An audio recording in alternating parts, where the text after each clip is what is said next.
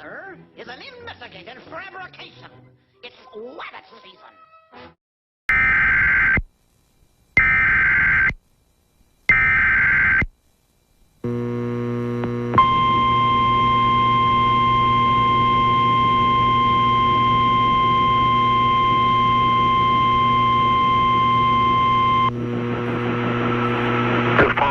Message is transmitted at the request of the South Dakota Emergency Management Agency, Sioux Falls, South Dakota.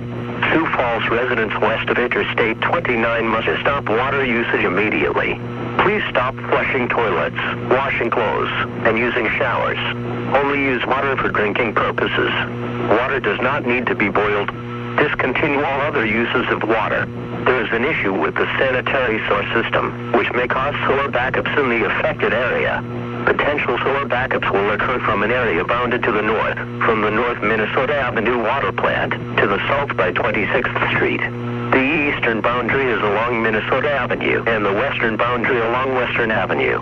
Residents in the affected area should work to move critical items from their basements to higher elevations until Public Works can fix the problem. In addition, sanitary sewage is being discharged into the Big Sioux River south of West